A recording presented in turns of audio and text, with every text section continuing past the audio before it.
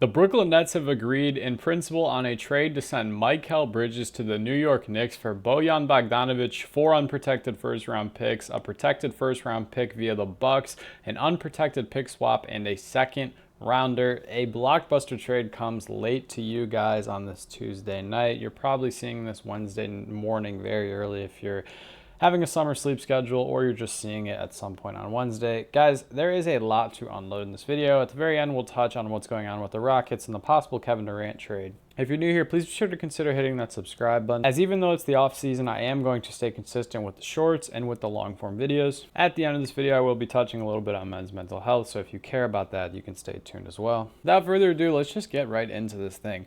So for the Brooklyn Nets, this is a very unique trade, and we will get to discussing them, but I think it obviously goes without saying, this is a big move in the direction of, hey, we're contending right now for the New York Knicks. They saw some limited success with a ton of injuries. I mean, a ton seems like you're undermining it.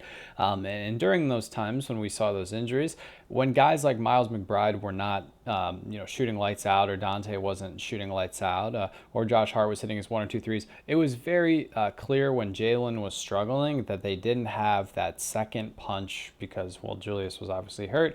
They didn't have that second guy who can put the ball on the ground and make just a shot. If you look at the New York Knicks roster, other than Dante DiVincenzo or like Alec Burks or Shake Milton or Bojan Bogdanovic, no one can really put the ball and score at a high clip. OG Anunoby shows flashes of doing that, but it's not to the extent that we've seen Mikal Bridges do, and that's totally okay, just because Julius and Jalen have been the 1-2 punch, the primary guys, but now it's the Villanova Knicks. It's Dante was never asked to do that. Josh Hart, that's not his role. It's not Miles' role. No one needs to be doing what Mikal Bridges can do for this team. Speaking of OG, do I think he's going to re-sign with the New York Knicks? I heard murmurs of him being unhappy with his role in the offense, but that may just be like a growing pain. Obviously, you guys remember the acquisition of OG was not until well into this season, and he looked phenomenal in the postseason. So now they get Mikal Bridges. I would assume the starting lineup, if OG is not here, is Jalen, Dante, Mikal, Julius, and then one of Mitchell Robinson or Isaiah Hartenstein. The just issue is with OG and Isaiah is they're both eligible for those contracts. We already heard OG opted out. We're hearing Isaiah wants $80 million a year, or at least that's what sources tell the league he's worth. It's very unique because Isaiah is a center who can't really be hunted when it comes to point guards or shorter guys. Yes, they are, able to kind of pivot into him and exploit his weaknesses. But the basketball IQ that Isaiah showed this postseason, it makes someone like him very useful. And he is very known for all those offensive rebounds. I'm not sure what they're going to do with Julius. I'm not sure what they're going to do with OG. I'm not here to speculate it. If the team is as it is today, if they re-sign OG, even if they let OG walk and Julius Randle is a part of this roster, do I think they're championship contenders? The answer is yes. This season, if they were fully healthy, I actually do believe they would give Boston more trouble than any of the 4 teams that they saw in the playoff/NBA finals. And I say this just because they match up excellently with guys like OG, with guys like Julius, with guys like now Mikal Bridges and Josh Hart. They have bodies that they can throw. Like, the big thing with the Boston Celtics is they are able to wear these teams down and make these wins look so effortlessly because they have bodies they can throw. They have the Drew Holidays. They have the Jason Tatums, the Jaylen Browns, the Derek Whites. They have these guys on defense they can kind of just throw on you and wear you out and give you an unsteady diet. And we sort of saw that in those 15 or 16 games where the New York Knicks had OG Anunoby healthy in this regular season. Julius Randle, he gets a lot of flack, I feel like, just for his play style, the way he acts, both on offense and defense. But if you watch Knicks games, he is actually a bruiser. He's a dog, as Kevin Garnett has stated a few times. It's very fun to watch. I think Thibs is a great coach. He gets a lot of flack about the minutes, but he has a very great relationship with his players. And if they feel as if they're not being overworked, well, then that's perfectly fine. We are not to live their lives. What do I think for the Brooklyn Nets? I do think this is a very wise move. To acquire the value of the picks and assets that you got this much after the failure, I would say that failure is a pretty good way to describe their season. It means a lot. You know, if you're a Brooklyn Nets fan, you get Cam Johnson, and you're thinking to yourself, maybe we can make the playoffs. Last season we won, I think it was 2 in Philly. Maybe they only won 1 in Philly. But they kind of have this feeling of like, wow, we just let down and Mikal sucks. And last year we got offered 5 first-round picks, and now we don't know.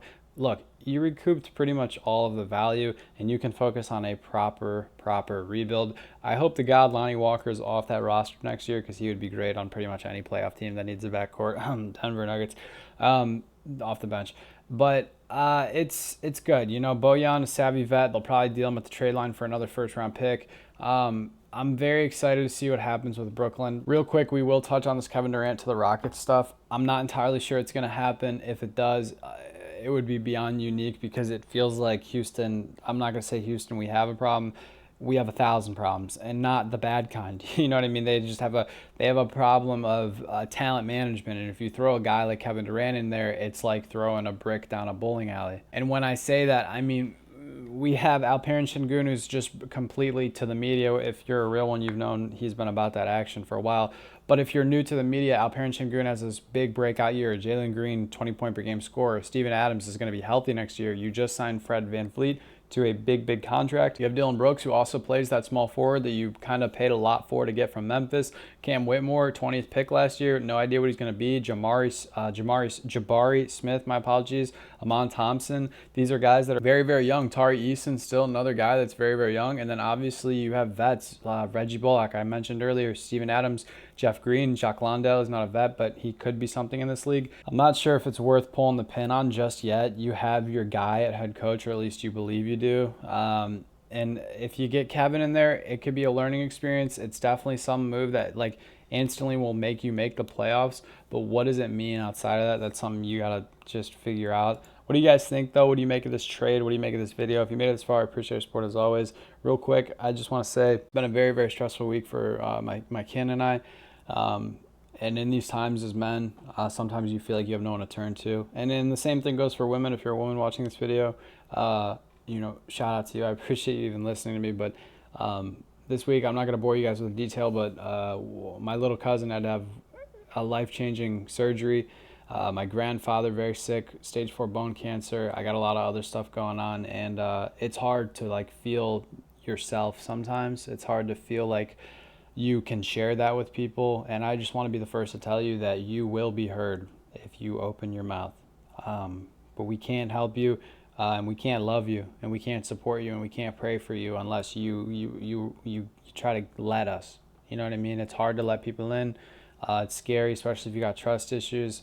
But it's something that can be done over time. So it's just something to think about. You don't have to share today or tomorrow or the next day, but one day I really pray and hope that you share with someone, your mother, your father, your brother, your sister, whoever, than me. You can hit me up in my DMs, Twitter, Instagram. I'll always listen, guys.